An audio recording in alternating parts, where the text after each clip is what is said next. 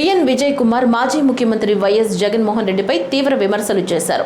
దళిత ద్రోహిగా జగన్ చరిత్రలో నిలిచిపోయారని, అందుకే ప్రజలు ఆయన పార్టీని 11 సీట్లకే పరిమితం చేశారని వ్యాఖ్యానించారు. అనంతరం మీడియాతో మాట్లాడుతూ వైసీపీ ప్రభుత్వ హయాంలో దళితులపై జరిగిన దాడులను ప్రస్తావించారు. దళిత doctor Sudhakar, driver Subrahmanyam, doctor Atchanna ఘటనలు జగన్ ప్రభుత్వ కాలంలో దళితులపై జరిగిన అన్యాయాలకు నిదర్శనమని పేర్కొన్నారు. దళితులపై దాడులు దళిత మహిళల ఆత్మగౌరవానికి భంగం కలిగించే ఘటనలో అప్పటి ప్రభుత్వం విఫలమైందని ఆరోపించారు. పోయిన ప్రభుత్వం వైఎస్ఆర్సీపీ ప్రభుత్వం చేసిన అత్యాచారాలు, దౌర్జన్యాల మీద ఈరోజు సంతనూతలపాడు నియోజకవర్గంలో మేము నిరసన తెలిపాము.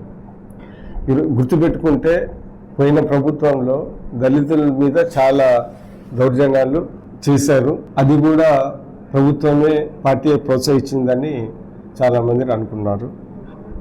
ఉదాహరణకి డాక్టర్ సుధాకర్ వైజాగ్లో, డ్రైవర్ సుబ్రహ్మణ్యం, దాని తర్వాత డాక్టర్ అచ్చెన్న, ఈ కాకుండా అనేక ప్రదేశాలలో సిఐల మీద, వీళ్ళ మీద, అందరి మీద, దళితుల మీద ఆ రోజు చేశారు. ఇంత దౌర్జన్యం దళితుల మీద చేసినందుకు పోయినసారి 11 సీట్లు వాళ్ళకు వచ్చాయి. ఈరోజు కూడా ఇప్పుడు దళితుల్ని ఏదో ఎలక్షన్ల కోసం వాడుకోవటం, దాని తర్వాత వాళ్ళకి తగిన ప్రాధాన్యత ఇవ్వకపోవటం అందరిలో మన మనసులో ఉండి ఈరోజు 11 సీట్లు వైఎస్ఆర్సీపీ ప్రభుత్వానికి వచ్చిన దానికి అనేక కారణాల్లో ఇది ఒక ముఖ్యమైన కారణం.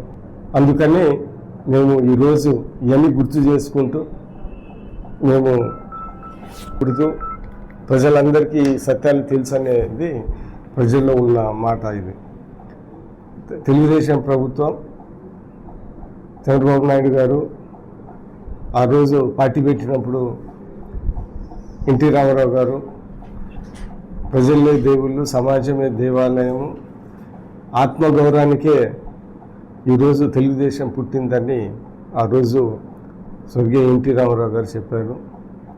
ఆత్మగౌరవం అంటే దళితుల ఆత్మగౌరవం కూడా అనేది మనం ఈ సందర్భంగా మనము తెలుసుకోవాలి, గుర్తు తెచ్చుకోవాలి. అందుకని ఆ రోజు జగన్ ప్రభుత్వంలో వీళ్ళని ఇబ్బందులు పెట్టి సరిగా ప్రాధాన్యత ఇవ్వకుండా వాళ్ళ ఆత్మగౌరవాన్ని దెబ్బతీసి నందుకు 11 సీట్లు వచ్చాయని మాలాంటి వాళ్ళు, ప్రజలు చాలామంది అనుకుంటా ఉన్నారు.